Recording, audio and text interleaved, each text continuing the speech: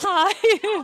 Finally, I get to speak to you. I know, these things are so awkward. I know, shuffling around. Hi, well, I'm Isabel from the upcoming. It's lovely to speak to you. Congratulations on this fantastic series. You look beautiful, by the way.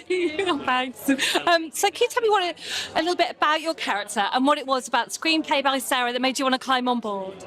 Well, I play Unity Mitford. She's the fourth sister. We meet her when she's 17 and at quite a wild, feral stage in her life. She hasn't been to school.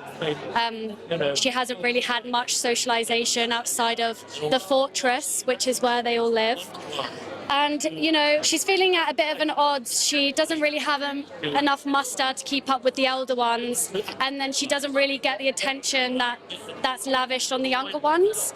And so, she starts to go down a bit of a dark path, and her trajectory just starts to get, unbelievable, really. How did you kind of prepare for that? I mean, obviously you're playing a real character, so did you kind of do a deep dive into letters and information, and obviously the book that it's adapted from? Yeah, I love that you mentioned the letters. Well, because there's video footage of the other sisters or recordings of the other sisters. So I always just try to figure out what her voice sounded like. And there's a book that compiles all of the letters that the sisters would send each other. Reading her words first person was really helpful in terms of, I thought when I read the script that, gosh, there's a lot of stuff about the Führer in here. She really is obsessed, and that's exactly how she was. The script for the series, has gone through a lot of research, and it's very true to how fanatical she was. Were you surprised that there hadn't been a series on it before? I mean, these sisters are so different, and they're so, oh my God, they really paved the way in 1930. I know, it's crazy. Sarah has been trying to get the series made for about 20 years. And neither can I. It's almost as if, you would go in and pitch this story and you'd think it was made up. But it's as relevant today as it probably was for Sarah when she started thinking about putting it on 20 years ago. And obviously Claire in the seat as costume designer, what was that like? I mean, she really, really gave it all to make each piece very authentic and not too over the top either. I know. Yeah, every single detail. And we were all very involved in the process of that. One of the little delicate things that I think what makes Claire so great is that the family are rich in our eyes, but they are poor in aristocratic eyes.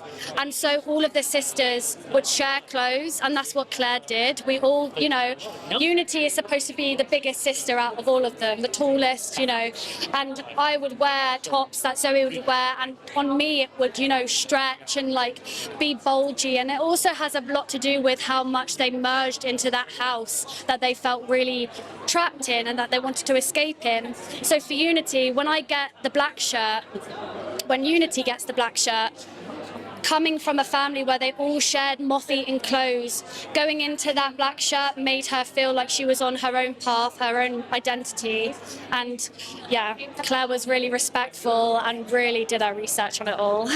And obviously you work with such a brilliant ensemble cast. What was it like on set? And were there any kind of standout moments for you that you think, that was just an amazing day? Yeah, obviously I'm obsessed with all of the sisters and Toby. Working with Anna Chancellor and James Purefoy was magic, seeing them act together. They come from sort of a different acting world that's so regal. There were so many stand-up moments. We just had such a laugh all summer. We would have, long days on set in a family dinner scene. Me and Zoe would be stuffing ourselves with cheese for 8 hours straight. We had that. We were so ballooned. And then, other scenes, we were just so delirious and we would just laugh and forget words. But little moments where I suppose you have to be there, Makes you want to do a second series, doesn't it? And a third. And a fourth, and a fifth. What do you hope the viewers will take away from watching it? I've said this before in a previous interview, but I suppose, you know, we all have family struggles. No family is perfect. The dynamics in a family can be extremely complicated. But what fascinates me about this family is that bond that they never lost, even though there was so much conflict and there was so much complexity between the two. There was love at one point. And I think, you know, the trajectories that these sisters all go on, despite coming from the same place and having the same experiences, it's just fascinating. And, you know, maybe if we have more talks about politics, and maybe if women weren't shushed at the dinner table by their dads because they don't know anything, maybe things would be better in the world. I don't know. Oh, thank you so much for your time. Enjoy your special evening. Thank you very much. Thank you. You too.